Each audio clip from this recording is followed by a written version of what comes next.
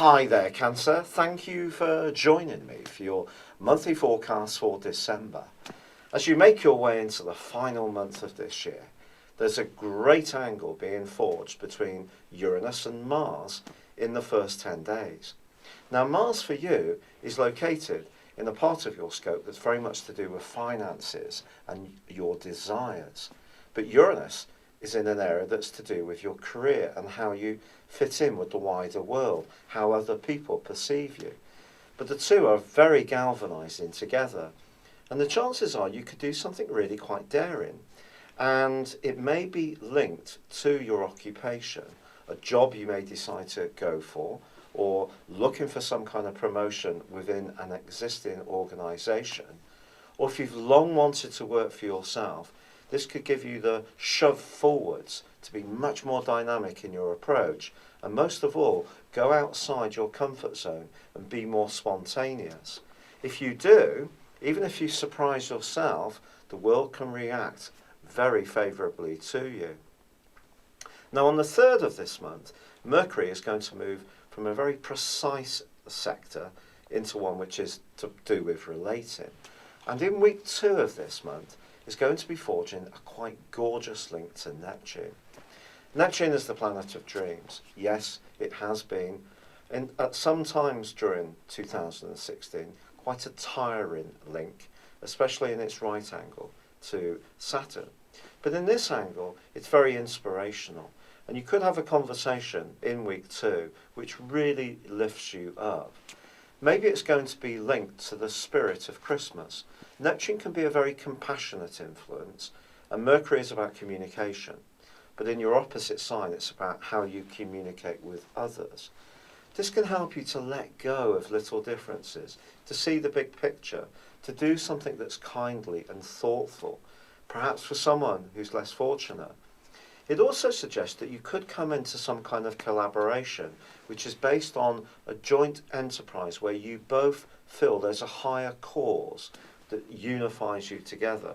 A good one would be for some kind of charitable activity. It could be something that's more artistic or more to do with expressing your personality. Some travel could be involved in this too. There is a quarter moon at the end of the first week of this month, however, and this just asks you that when it comes to the organisation that the Sun is asking you to use, that you just be conscious of the role of Saturn. Saturn has been a very exacting influence over the last 24 months for you. As far as your health is concerned, at times it may have felt that you haven't always had an awful lot of excess physical vitality. You've had to really be much more organised in your approach, but that's a strange one, because usually Cancer people are supremely well organised, but perhaps you've had to be even more narrow in what you've really had to focus on. That's how it's felt. And Saturn this month is actually forging 2 terrific influences, suggesting that there can be some changes at home, and some of these may be physical and practical ones. Some of them may be actually inside of yourself. How you view your welfare and the knowledge that you're learning can be quite unusual. Some of the things that are actually giving you a real sense of zest maybe are the less beaten track.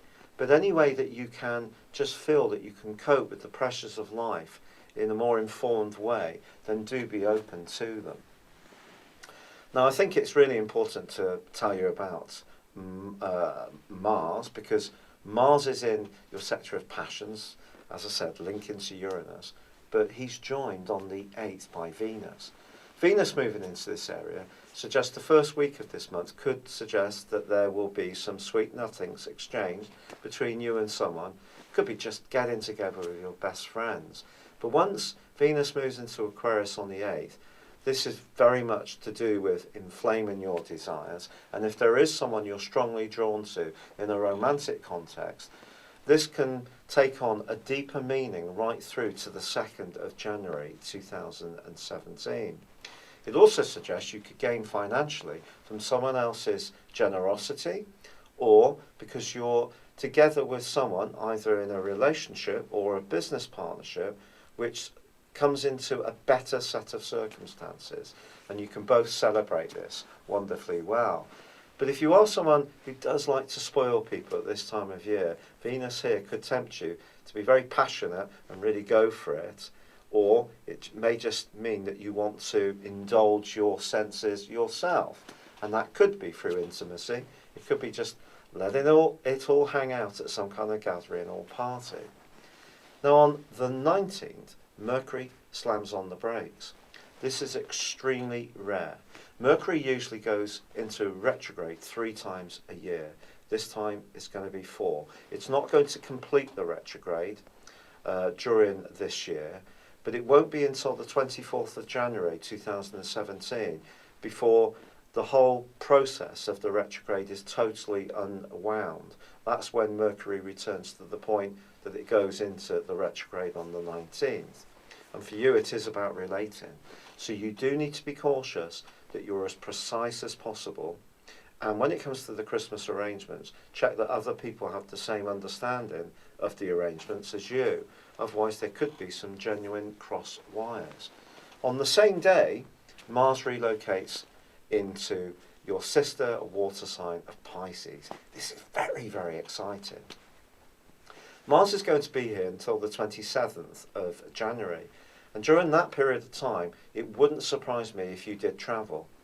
That travel could be spontaneous. It may be to do with Christmas. Of course, people do move around at this time of year. But it may be something more fundamental. A desire on your part to actually have a complete change of scene can be very, very healing for you, and could be something, therefore, that you embrace strongly.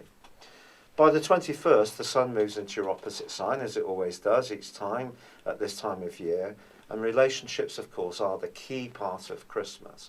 And Christmas Day sees the moon for you in a beautiful location. It's in a very affectionate area of your chart and can bring out the best in you. There's also a wonderful alliance forged on that day between Jupiter, Uranus and Saturn. It does suggest that you may encounter someone who's a larger-than-life character, and they may turn up unexpectedly. They may have quite an impact on your senses, but they certainly won't be dull. In the last phase of the year, Mars is combining with Neptune, and both are linking brilliantly to the Sun. That sense that you will come together with one particular person in a way which gives you a higher sense of your meaning is going to be really, really very much to the fore as this year comes to a close.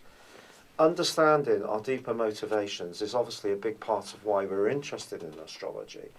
And Neptune being alongside Mars can just take away some of the more ego intentions or tendencies, but it therefore can see you travelling just as much in your spirit as it can physically. So do bear that in mind.